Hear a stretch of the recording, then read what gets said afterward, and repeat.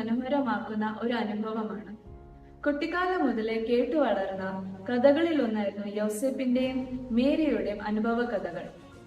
അന്ന് അത് കേൾക്കുമ്പോൾ അതിന്റെ ആഴങ്ങളിലേക്ക് എനിക്ക് എത്തിപ്പെടാൻ സാധിക്കുമായിരുന്നില്ല. ഒരു ഗർഭിണി സ്ഥലമില്ലാതെ അലയുന്നതും ഏകമകന് ബലി നൽകാൻ തന്റെ ജീവിതകാലം മുഴുവൻ ഒരുങ്ങിയതുമൊക്കെ ആഘോഷരാവുകളിൽ കേൾവിക്ക് ഇമ്പം നൽകുന്ന കഥകൾ മാത്രമായിരുന്നു. എന്നാൽ ഇന്ന് എന്റെ മകളുടെ അമ്മയായി മാതൃത്വത്തിന് സാക്ഷിയാകുമ്പോൾ അത് ആഘോഷങ്ങൾക്ക് അക്കം കൂട്ടുന്ന ഒന്നായി മാറുന്നില്ല.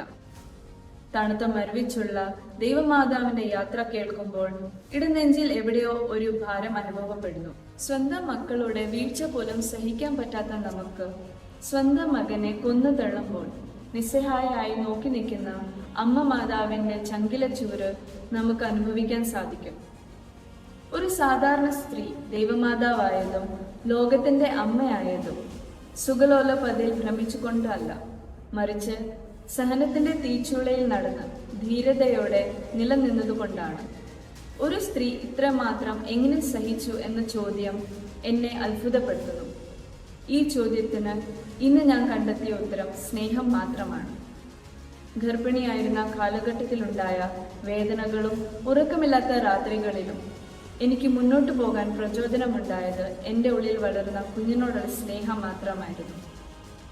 ദൈവമാതാവ് തൻ്റെ മകനിലൂടെ ദൈവിക പദ്ധതികൾ പൂർത്തീകരിക്കുന്നത് കണ്ടപ്പോൾ വേദനയിലും സന്തോഷം അനുഭവിച്ചിരിക്കണം. ക്രിസ്തുവിനെ ഇത്രയേറെ സ്നേഹിച്ച വേറെ ഒരാളുണ്ടോ എന്ന് സംശയമാണ്. അവനെ സ്നേഹിച്ചപ്പോൾ ലോകത്തിന്റെ അമ്മയായി അവളെ മാറ്റി. ക്രൂശിൽ കിടന്ന് താൻ സ്നേഹിച്ച ശിഷ്യനോട് പറഞ്ഞു, മകനെ, ഇതാ നിന്റെ അമ്മ. ലോകത്തെ സ്നേഹിക്കുവാനും ലോകത്തിന് സ്നേഹിക്കുവാനും.